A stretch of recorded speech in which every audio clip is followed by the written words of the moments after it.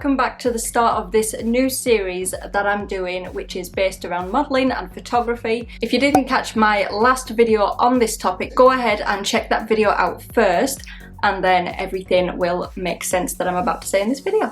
Guys, I have so much information and advice that I could literally just pop, and I can't get it all into this one video. That's why it's going to have to be done over a series and bit by bit. But for today's video, I've had to write notes because I'm not going to remember everything.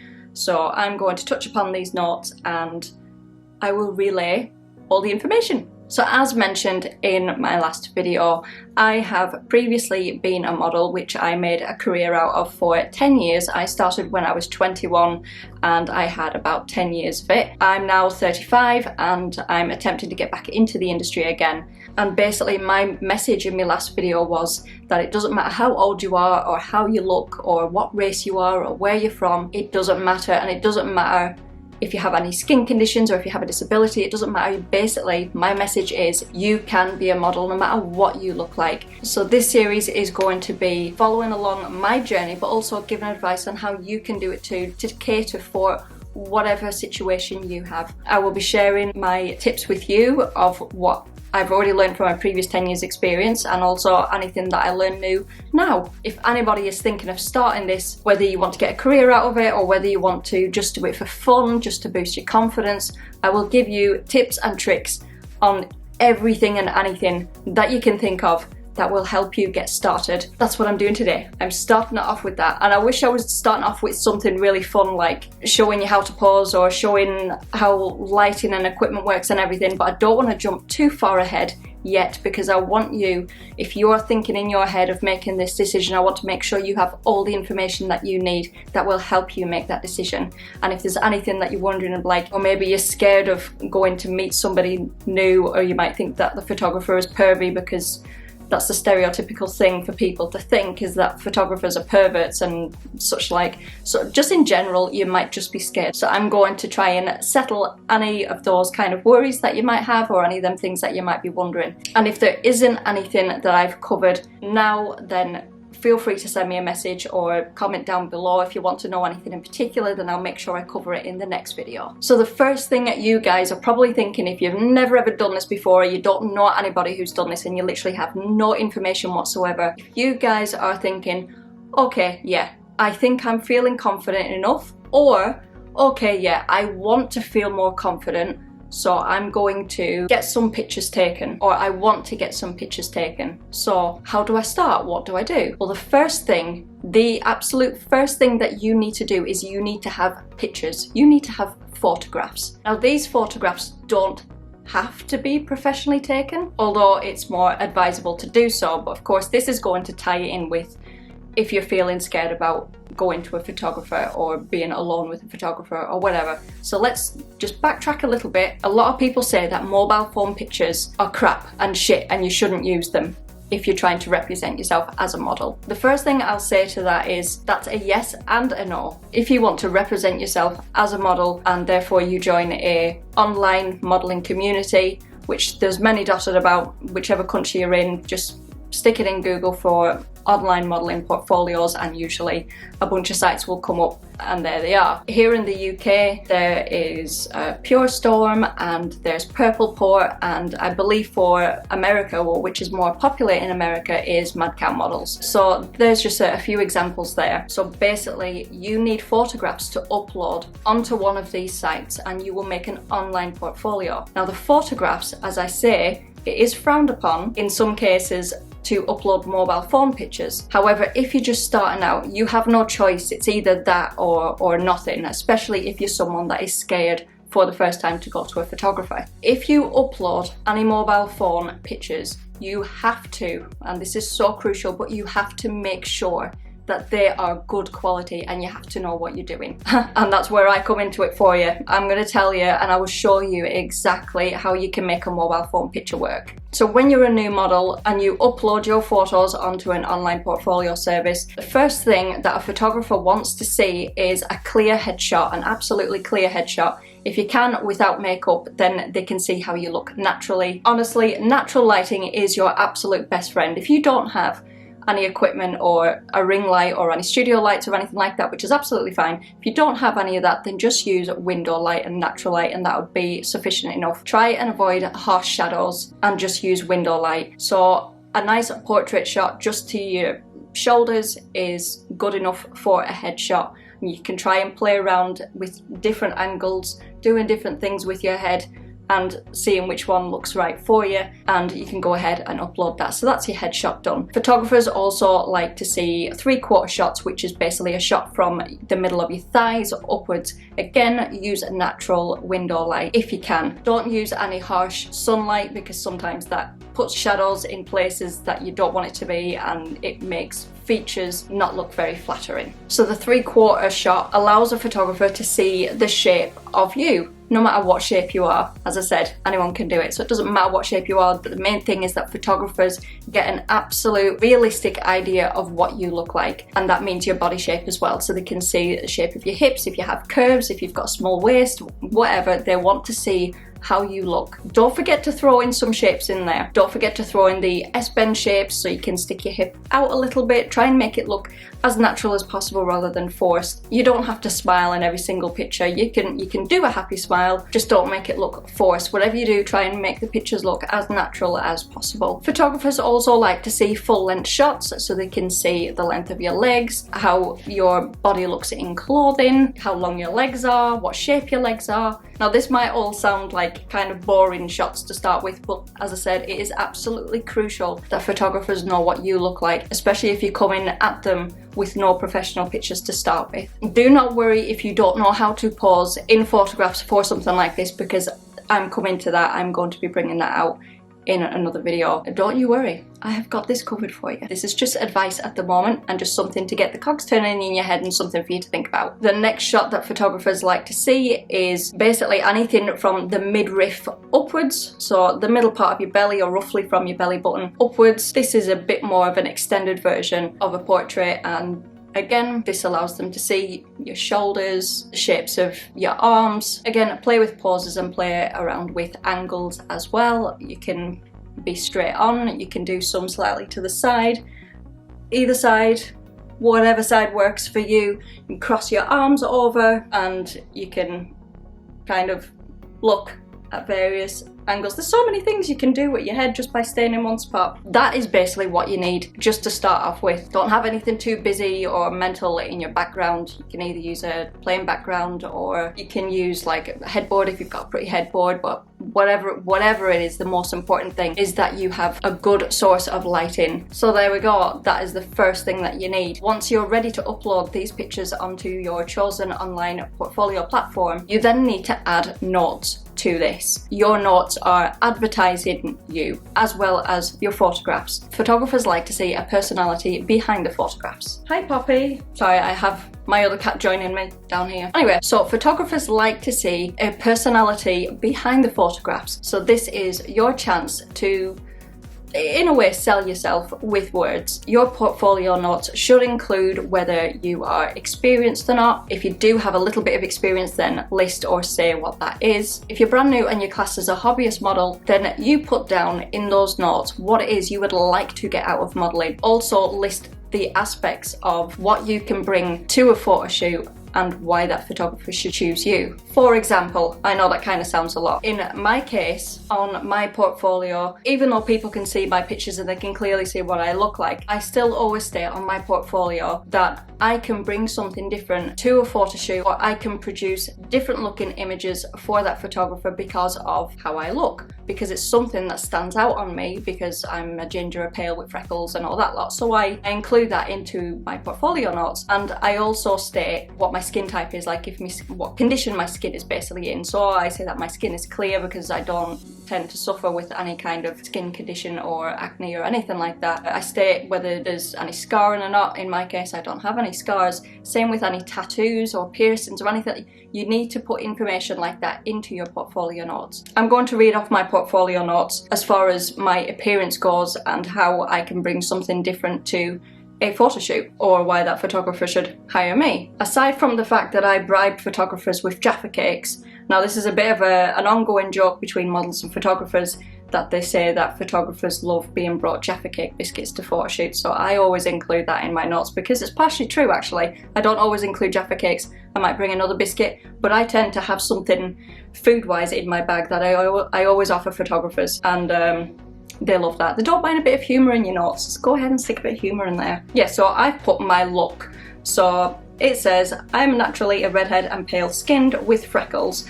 I do not have any visible scars or stretch marks and my skin is clear. I have one small dolphin tattoo on my lower right belly and no piercings.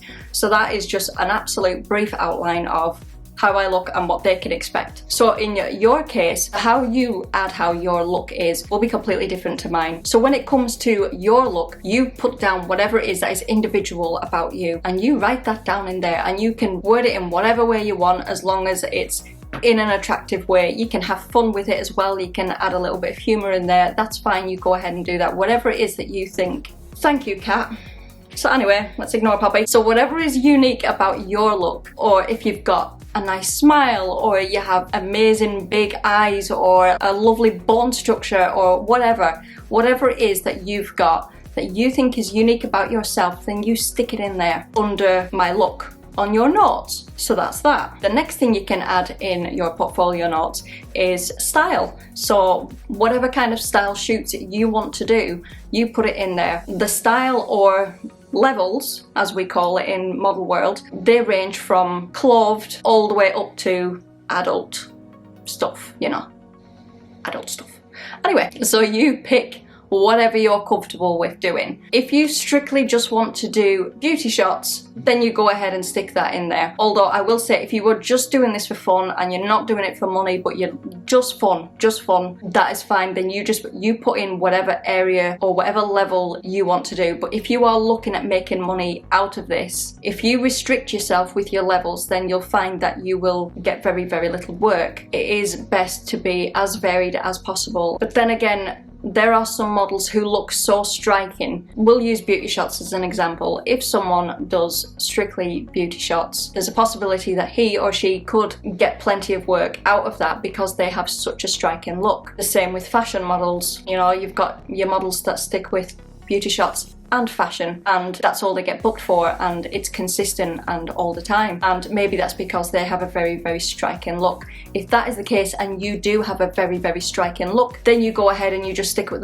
those two levels, but test the water out. Test out different levels to whatever you're comfortable in. If you are comfortable in posing in your underwear, then you just put that you work up to lingerie level, and that's it. That's it. It's always important that in your notes you state what levels you are comfortable working with. That lets the photographer know what levels you're willing to work to. So for example, if an adult photographer, sorry, I should rephrase that, if there's a photographer who specializes in adult work, if he looks at your portfolio and likes the look of you and is just before he goes to send you that message, if he reads on your profile only works to lingerie, then that is saving your time being wasted and his time being wasted by sending you a message, because he knows that you are not going to do any levels higher than lingerie. I do have to say though that in some cases when it comes to levels, you will get the odd photographer that will try and push. He will still try and send you a message and say, oh, you know, I would like you to do topless, and even though it's in your notes that you're only working up to lingerie, you will still get the odd one that will try and push. And it's simple. In the message you say,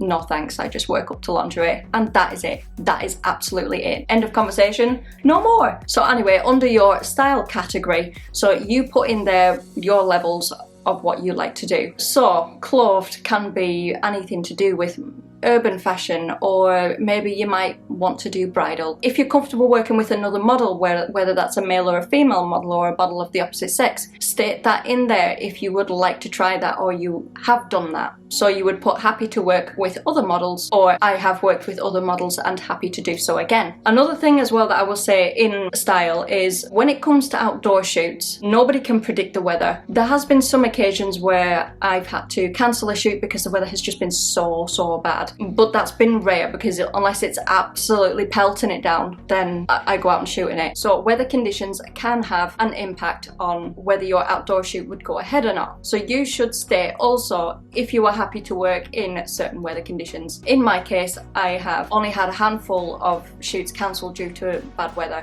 usually bad snow if it's affected our transportation of getting to the location. But it's also happened where I've been shooting outdoors and it was originally a nice day and then it started raining. So it happens sometimes. If that's the case, that you just find somewhere to shelter until it calms down, or maybe you both you and the photographer might get an idea in your head and you're like, oh yeah, let's shoot that out in the rain and it's great and it's fine. So always put in your style category if you enjoy shooting outdoors or if you would like to shoot outdoors. Also under style, explain if you want to experiment with makeup shoots, so you'd like to collaborate with makeup artists, or if you want to do fantasy shoots or anything weird and wacky that you can think of that you would like to try, stick it in there under your style category under your notes. Another thing that I like to add into my portfolio notes, just to try and avoid the weirdos, because let's be honest, there is weirdos everywhere in the world no matter what job you're in. There is also some photographers that are weirdos. There is also some dodgy photographers out there. So in my notes, to try and avoid that, I have a section in my notes that explains what kind of people I like to work with, and I've put in there that I like to work with professionally mannered people. I also state that I don't mind whether the person is new or experienced, and that the most important thing to me is that that person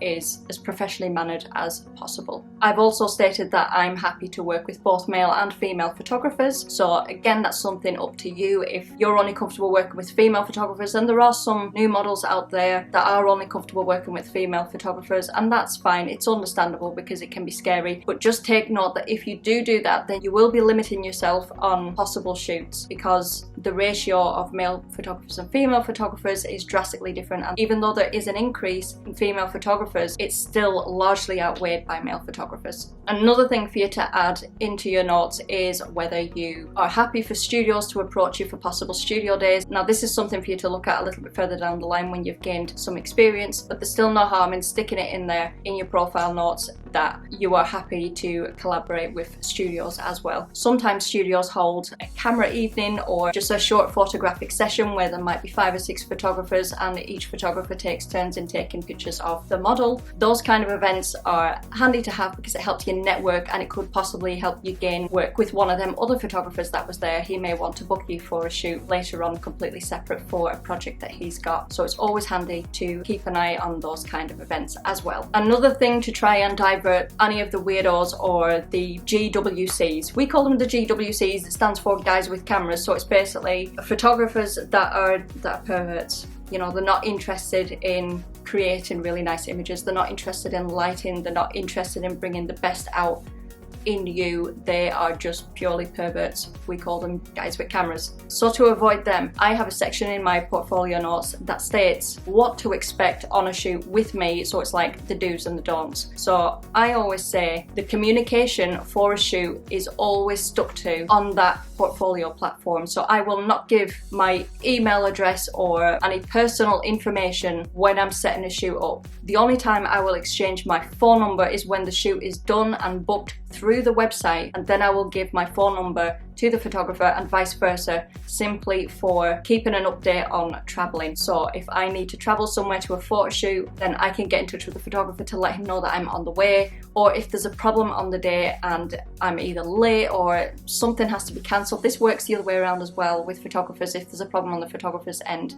it's good to keep communication like that. But as for setting the shoot up itself, it's always best to do that through the platform that you've chosen. So do not give out your email address. Do not arrange any shoots via email, via text or anything like that, because if there is a problem later on down the line and you need to report that person to admin, it's not just reporting it to admin though, because the photography and community world, we are a bubble. So word gets out. So if a photographer has done something wrong or a photographer has acted unprofessionally and needs to be reported, then that can only be done if the communication was kept on the platform. If it was done via email, nobody can do anything about it. So on my do's and don'ts when setting up a shoot, I've also put in there that all communication will include settling the levels and also settling the rate of the shoot. I've put in there as a do not is, do not surprise me on the day with a new level. So you've got your shoot set, you've already settled your levels, your shoot outline is already done in the pre-communications via the platform, and then on the day of the shoot, the photographer says, oh, can you take your top off? And you're like, no, we didn't discuss my top being taken off.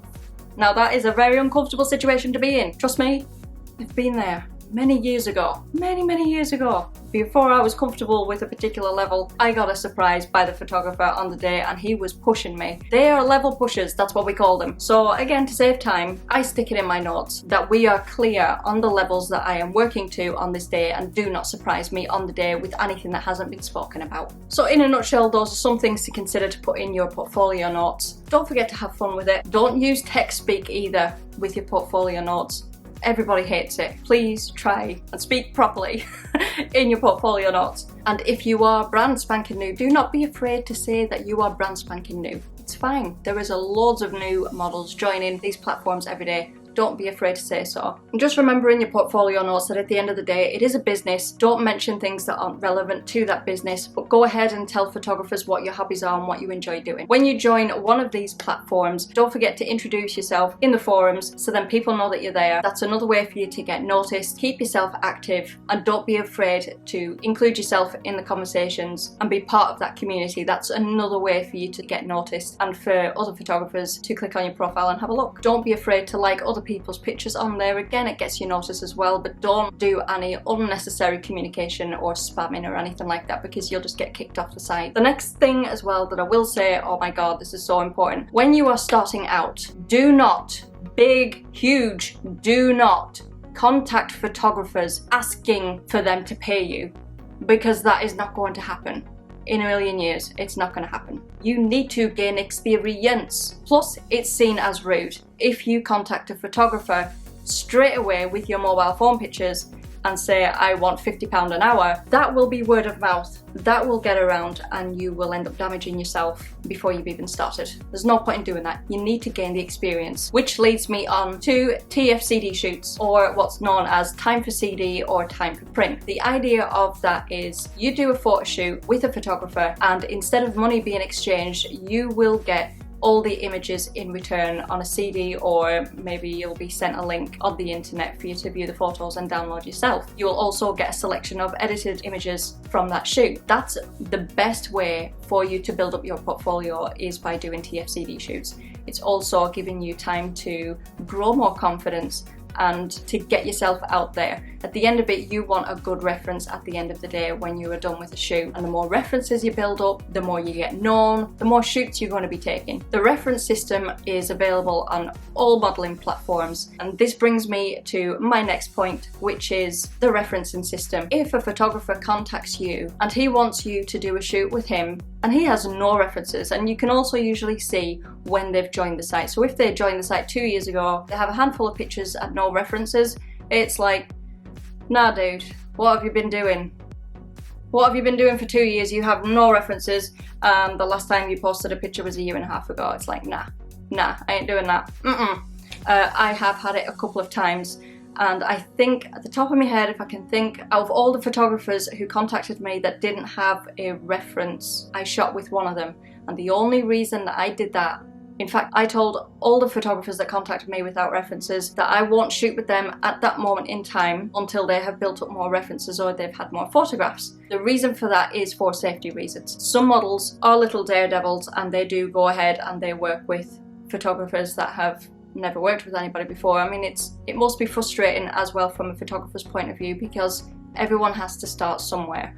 But it's a little bit hairy and iffy if the guy has been on there for 2 years and there's been nothing. I tell all the photographers the same thing. If they have contacted me and they've got no references, I will say to them, you know, look, get yourself out there a little bit more, add some more photographs, and then maybe I'll think about it for a future time. Out of all of them photographers, only one of them came back to me and he had a couple of references and he had more photographs. So I thought, right, this guy is serious, he does actually like this industry, you know, he's not a guy with camera. So I shot with him and everything was fine and great, and I was happily able to add to his reference list. So that's how it works. The more references the photographer has, and I will say the more positive references that the photographer has, that will ease you in yourself to know that that person is safe because he's got all these references. He will be safe to shoot around. Obviously, if the photographer has like some negatives in there, or if someone has had a bad experience, then don't go there. Don't risk it. When you have completed a shoot with a photographer, hopefully if everything's gone well during the shoot, then he will leave you a good reference. Oh my god, there's so many points. The next thing, if you do decide to do a shoot, so you've had your mobile phone pictures up, you've done your portfolio notes, and a photographer approaches you and you go through the messaging system and you set up your shoot and he has some references and you're feeling all good and comfortable. The next thing that you're going to be worried about is,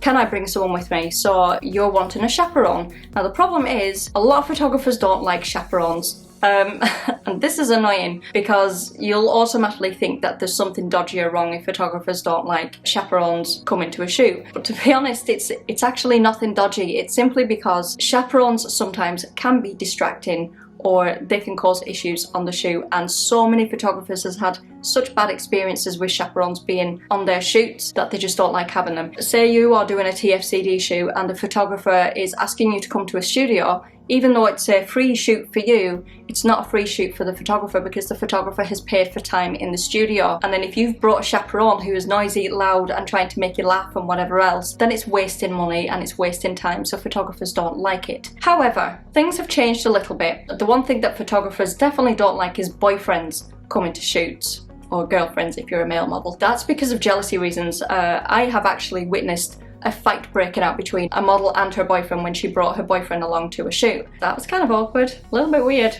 Yeah, so don't do it. If a photographer asks you to do a shoot, you can ask him, is it okay if I bring my sister or my friend, blah, blah, blah. But you have to absolutely make sure, if you are bringing a chaperone with you, you have to explain to that chaperone that they cannot piss about, they can't make you laugh, they can't do anything to interfere with the shoot, because that will end up tainting you at the end of the day, and you don't want that if you are trying to build yourself a little career or whatever out of modelling. Then you will explain to the photographer that that chaperone will not cause you any problems. You can try your luck. Some photographers will say yes and some will say no. But if you've already explained that you are a new model and you're nervous, then the photographer shouldn't have an issue with it. So go ahead. Once you are at the stage that you are comfortable to go to a shoot on your own, there is still some safety measures that you can put in place, and it's something that I've done throughout my entire modelling career, and it's something I will do again when I'm ready to get myself shooting again. But that is, you make it clear to the photographer that you are going to be telling a family member that you are shooting on such a day, at such a place, with such a person.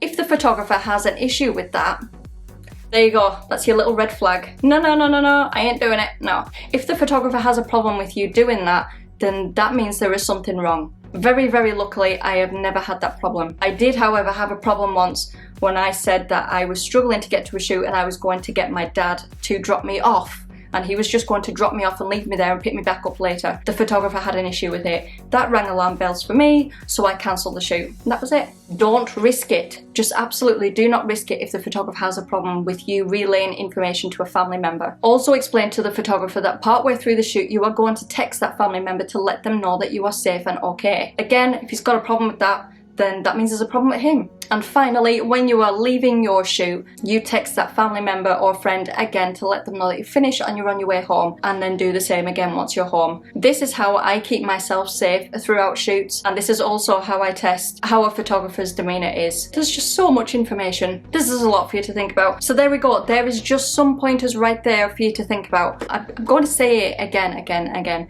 Do not worry how you look. Don't worry. If this is something that you just want to do for fun, then go ahead. There's absolutely nothing stopping you. Go ahead and do it. You will feel amazing afterwards. Just follow some of the tips that I've given you. Don't worry if you don't have any equipment. As I said, your phone is fine. Remember what I said earlier in the video, use natural light. To take your own pictures, you don't need one of these. You don't need one of these. Okay, right, I only have these because I also do photography as well. This is just me years down the line.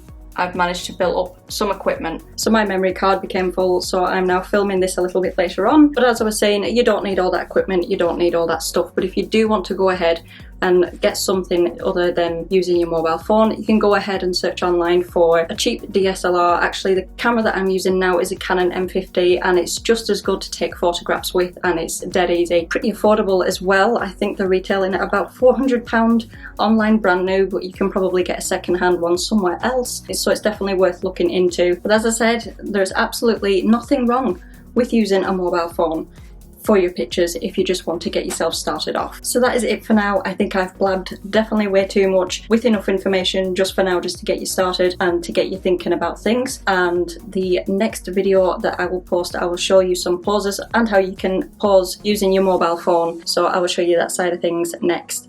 And don't forget to subscribe and like this video if it was helpful for you. And I will see you in the next video. Bye bye. My cat's just skidded into the room. Come here. I got interrupted there, crazy cat. Anyway, I'll see you in the next video. Bye bye.